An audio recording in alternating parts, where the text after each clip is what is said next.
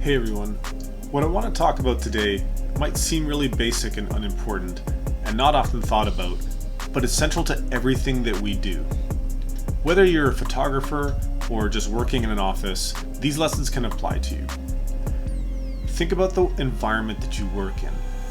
When you come to your desk, when you sit at your computer, how does it make you feel? Do you want to create? Do you want to work? Do you have the tools in front of you? Or are you bombarded with clutter and information that doesn't have a purpose for the task you're trying to achieve? Clutter has a negative effect on our emotions as well as our productivity. And I work really hard at trying to keep a clean environment so that I can always do my best work. One of the nice things about the Mac OS environment, it's a very clutter-free design. It lets you continue to feel like you want to work. It's also designed in a way that's so aesthetically pleasing that you actually will enjoy working on it. You can do the same thing with a PC, it just takes a little more effort to get there. But first I want to illustrate what I'm talking about. Imagine coming into work and this is your office space. You can't make it to your chair, papers everywhere, you can't find anything that you need. Scribbles on the wall, you can't even read the writing. Things are falling on you as you're turning around. This can't be a fun work environment to walk into. I would be stressed out walking into this, and I wouldn't be productive. I'd be wasting a lot of time trying to find things. Most people like going to the beach.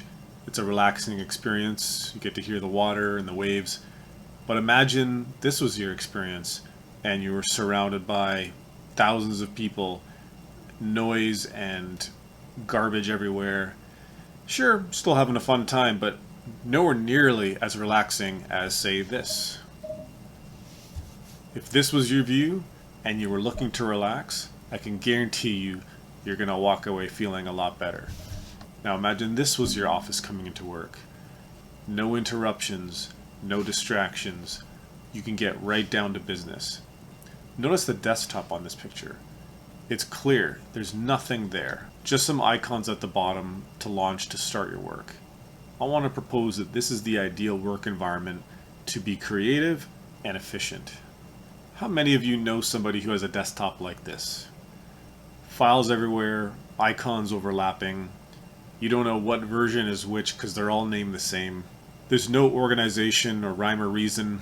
Maybe you had a busy week and let a couple things slip, and then it becomes a busy month, and then a busy year, and you just didn't make the time to clean things up, and this is what you end up with. This would stress me out if I turned on my computer and this is what I saw. I just made this for fun, but look how many icons are on the bottom.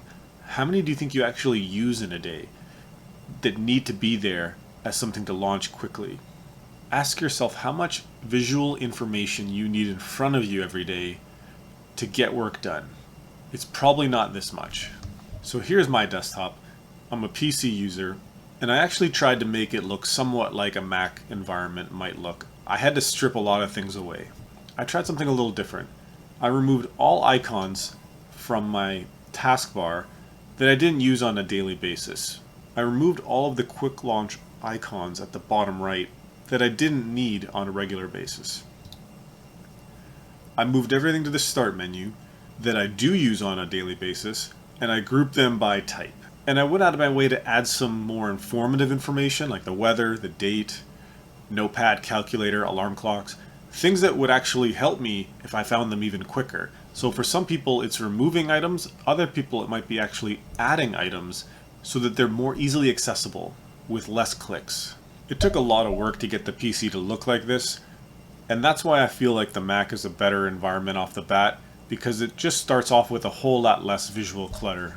Once you've got your desktop, virtual and physical, cleaned up, the next step is to look at your Explorer or your Finder and where your files are. I've gone ahead and cleaned up and removed any unnecessary folders that are just taking up space, not being used, and cleaning up my quick launch icons on the left as well. I have my most highly used folders in my quick access area, or you can make shortcuts on the Mac, and I have a designated working area. I call that New. Within New Documents, I have my projects follow a template folder so that I always ensure I have all the folders I need every time named properly. I have my folders start with a number for a very specific reason. On most operating systems, you can sort by name in ascending order, and I like to see my folders in the order that I work on them. If I let the starting letter of the folder dictate the alphanumeric order that it displayed in, I would lose track of the order of my projects. These projects are on my C drive, which is my SSD, so I ensure I have the fastest access to them. Once I'm done working on them, I'll drag and drop them to my documents on my E drive, where it's a slower hard drive with a much larger capacity. Larger capacity, slower hard drives are much cheaper, and I just need it for archive purposes anyway. After which I can delete it off of my SSD, freeing up my more limited, faster space. Let's take a look at one of my template projects.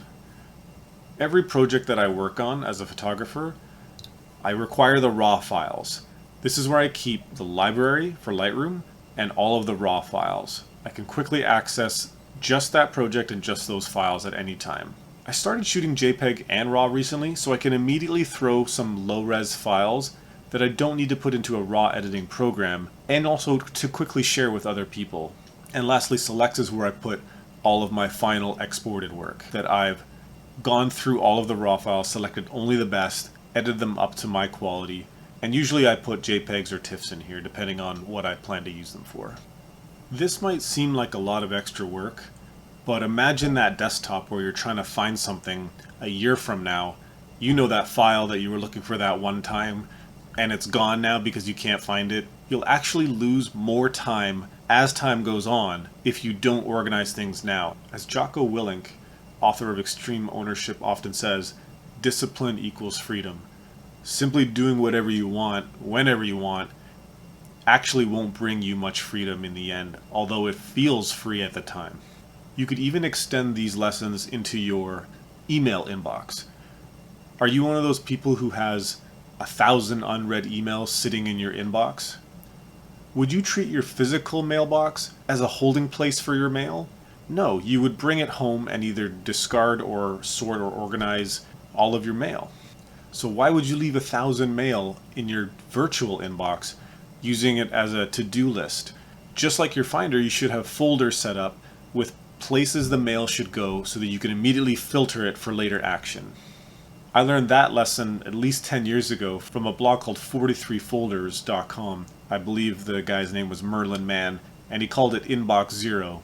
And I tell you, it's an incredible feeling starting your day with zero mail. There's been a surge of minimalist movements in the last little while, and I believe this extends virtually into the things that we're doing. Like I mentioned with my desktop, with my inbox, with the way I'm working. Cut out anything you don't need.